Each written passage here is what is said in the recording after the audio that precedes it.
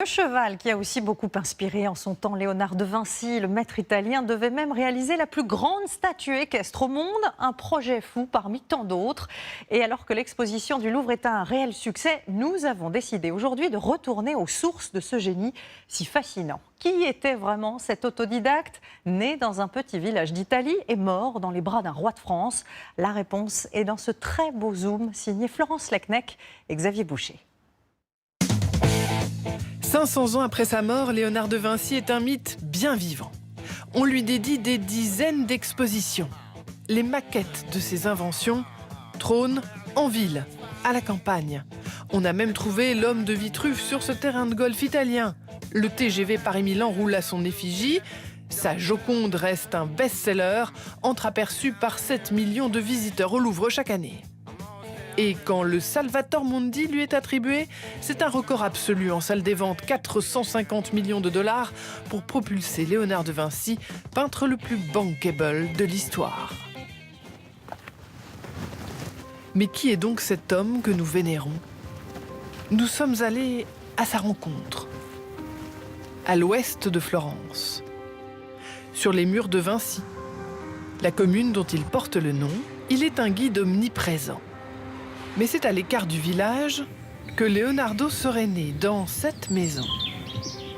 Son père Piero est un notaire très estimé, mais c'est la fille de pauvres paysans qui le met au monde. Leonardo est un enfant à part, un bâtard qu'on ne peut envoyer à l'école et ce sera sa chance. Dans ses premières années, Léonard s'immerge dans cet extraordinaire paysage. Et cela provoque en lui le désir d'apprendre. C'est intéressant de voir la définition qu'il donne aux olives et aux oliviers. Il dit qu'ils sont à la fois une nourriture et la lumière. Alors il transforme la nature en université. Les cours d'eau, le vol des oiseaux, tout ce qui va irriguer son œuvre est là, et il s'en saisit pour tout bagage. Premier voyage vers Florence, où Léonard n'est d'abord qu'un adolescent sans instruction. L'historienne Chiara Maldelli va nous montrer qu'aujourd'hui, son nom rayonne absolument partout. Gravé dans la pierre du Palazzo Gondi, là où il pose ses premières valises, et où, comme un miracle, surgit Lupo Gondi. Bienvenue au Palais Gondi. Héritier direct de ceux qui ont accueilli Léonard, il tient entre ses mains une page manuscrite de Léonard de Vinci. Et il nous promet que le nom de son aïeul y figure. Mais nous allons mettre un moment à le retrouver. Car notre gaucher écrit à l'envers et en partant de la droite, si bien qu'on a longtemps cru à une écriture cryptée avant de comprendre qu'il avait appris ainsi sans être corrigé. C'est émouvant. Mon grand-père me l'a raconté. Et lui le tenait de son propre grand-père. L'histoire se transmet de génération en génération. Des faiblesses que Léonard compense par un talent inné pour le dessin. Et ce don va lui ouvrir toutes les portes. Buongiorno. Notamment celle de l'atelier le plus réputé de Florence, une tradition toujours vivante. Notre atelier existe depuis 1296. Notre travail aujourd'hui consiste à reproduire les statues de 3 papes. On travaille à partir d'un bloc brut de marbre, exactement comme il le faisait à l'époque.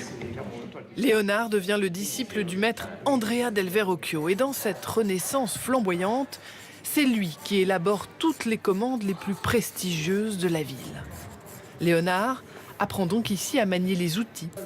Et ce sont toujours les mêmes dans les mains de Marcello Colonne, à commencer par une petite massette dans laquelle les artisans versent du cuivre.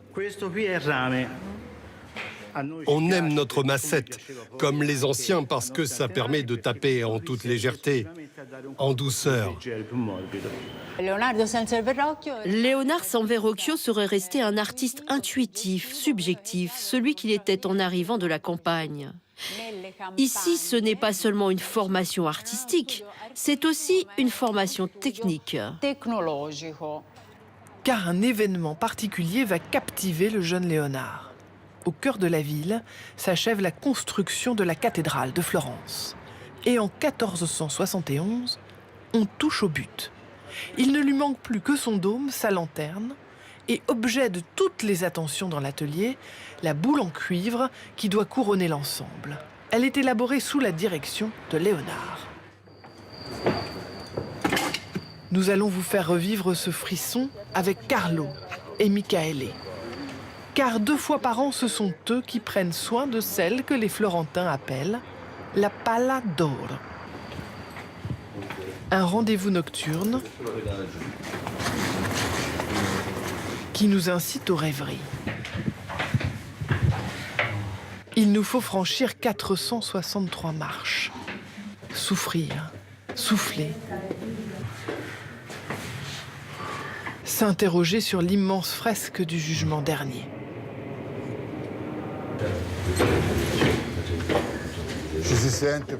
On a vraiment l'impression de pénétrer dans son monde. Et notre marche a le même rythme qu'il y a tant d'années.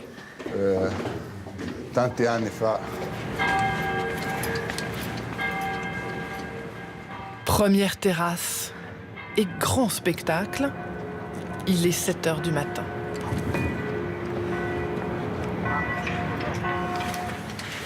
Mais Carlo est le seul à pouvoir accéder au sommet. J'arrive dans la lanterne.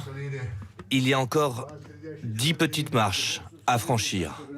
Un dernier palier pour s'emparer d'une clé suspendue à un modeste clou. Mais regardez où elle vous conduit. Dans cette sphère que vous découvrez assez vaste pour contenir 3 hommes.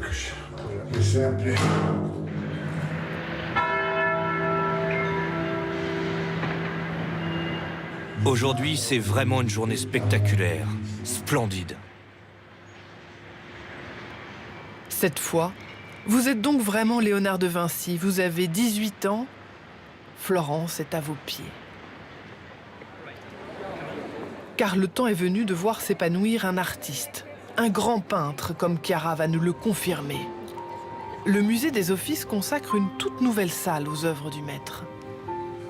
Avec l'adoration des mages, inachevée, l'Annonciation. Mais pour comprendre l'émergence de son génie, c'est sur ce tableau qu'il faut s'arrêter. Le baptême du Christ signé Verrocchio, et dans lequel il a glissé son pinceau sur l'ange à gauche pour inventer son fameux sfumato. Le visage est d'une douceur exceptionnelle, avec un velouté qui représente vraiment le sfumato de Léonard. C'est son talent si particulier de savoir rendre les variations de la lumière dans toutes ses subtilités. On raconte que lorsque Verrocchio a vu cet ange, il a décidé d'abandonner la peinture pour se consacrer exclusivement à la sculpture. Riche de toutes ses connaissances, Léonard part pour Milan rejoindre le château de la riche famille du duc Ludovic Sforza. Une embauche avec le titre cette fois d'ingénieur, car c'est ainsi que Léonard se vend. Dans les locaux de la bibliothèque ambrosienne, nous avons trouvé les traces du brouillon de sa lettre de motivation, bien gardée par les hautes autorités de l'Église. Et Monseigneur Rocca s'étonne toujours de ce texte. Ce n'est qu'à la fin de la lettre que Léonard dit qu'il est un artiste. En fait, ici, il parle plus de lui-même comme d'un architecte, un ingénieur de guerre. Il met donc toute son énergie à satisfaire cette aristocratie va-t-en-guerre. Monseigneur Rocca a bien voulu nous ouvrir une copie du Codex Atlanticus où figure en gros plan la fameuse arbalète géante. Pour la première fois dans la civilisation occidentale, Léonard produit un réel dessin technique. Et si vous regardez ici, vous avez tous les détails pour construire l'engin. Il vous indique de combien de morceaux de bois vous aurez besoin et aussi la longueur exacte des cordes. 1000 inventions que tentent inlassablement de décrypter certains passionnés. Car savez-vous qu'il existe des léonardologues ? Au cœur de la campagne toscane, nous sommes allés à leur rencontre. Dans cette vaste maison. Bonjour, bienvenue à la bibliothèque du professeur Pedretti, s'il vous plaît. Ici, on se consacre entièrement à l'étude du maître. Voilà, c'est notre bibliothèque. Margarita, Sarah et Graziana poursuivent les recherches d'une vie, celle du professeur Carlo Pedretti, le grand spécialiste du génie italien. Une enquête minutieuse menée presque page à page pour tenter enfin de cerner le personnage. Léonard a écrit plus de 6000 pages. Il y a des dessins, des manuscrits. Mais aujourd'hui, tout est disséminé dans le monde entier. Il y en a dans 5 villes. Paris, Milan, Turin, Seattle et Londres.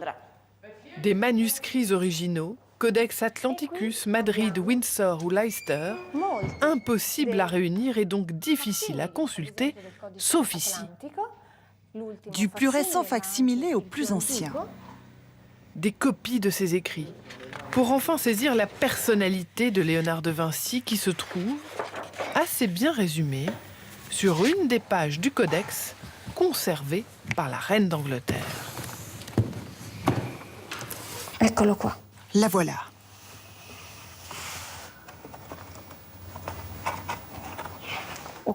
On va le déplier car c'est une grande feuille. Il étudie la physionomie, la botanique, regarde le profil de cet homme avec la main qui dépasse, un petit arbre, un élément fleuri, les montagnes, un cavalier avec son cheval, mais aussi les nuages et des éléments géométriques et décoratifs. C'est vraiment la grande difficulté pour étudier Léonard, c'est de ne pas se focaliser sur un aspect mais prendre en considération la totalité de ses recherches. Et si ces notes tenaient autant de la science que du rêve? L'une des plus grandes collections de maquettes se trouve dans ce musée milanais. Pour comprendre qu'il pensait à la fois à respirer sous l'eau, avec ce premier scaphandre, ou peut-être un jour, grande obsession de sa vie, à voler grâce à ces voiles tournantes qu'on a longtemps présentées comme l'ancêtre de l'hélicoptère. Pourtant, il existe un témoignage concret, au cœur de la ville, de ses inventions. Là, il faut imaginer l'eau qui remplit le canal et les bateaux qui veulent circuler entre la campagne et la ville. Et là, on a l'écluse, la porte conçue par Léonard. C'est pas un modèle réduit, c'est du solide. Une ingéniosité contenue tout entière dans cette trappe, insérée dans le système d'écluse. En fait, cette trappe permet d'écouler l'eau plus doucement pour éviter que les bateaux s'entrechoquent et que ça mette en danger les embarcations. 500 ans ont passé et nous continuons donc de regarder les œuvres de Léonard de Vinci subjuguées et intimidées par ses intuitions. Car c'est encore ce qui vous saisit quand à la fin du voyage, on vous offre ce dernier cadeau. Un face-à-face intime avec la Seine, trésor absolu de la peinture italienne, peint à même le mur du réfectoire de cet ancien couvent, immense fresque du dernier repas de Jésus, où entouré de ses apôtres, il vient de leur glisser « Je sais ». Un traître est assis à cette table. Et à peine prononcée, sa parole entraîne une vague d'émotion. C'est vraiment comme une scène de film. Léonard parvient à transmettre les sentiments et la personnalité de chacun des 12 apôtres, grâce à leurs mouvements et à leurs attitudes. Et effectivement, comme dans un roman policier, tous les suspects rassemblés dans la pièce, vous vous mettez à la recherche du coupable, avant de l'identifier. Sans auréole, Judas, assez imperturbable, prêt à s'accaparer l'argent de son forfait. Le miracle d'une œuvre si puissante que même dégradée par le temps, elle vous poursuit et vous obsède et génère chez les artistes répliques, copies, hommages et interprétations depuis des générations. La scène, synthèse parfaite du génie de Léonard de Vinci, précurseur en tout, révolutionnaire avant l'heure. Et voilà, c'est la fin de ce journal. À 18h sur LCI Canal 26, François Langlais recevra le philosophe et historien Marcel Gauchet. En attendant, restez avec nous sur TF1. Tout de suite, Grand Reportage va vous raconter un curieux défi, celui d'un professeur qui a imaginé un concours d'éloquence entre les élèves de l'ENA et les détenus d'une prison. À tout de suite.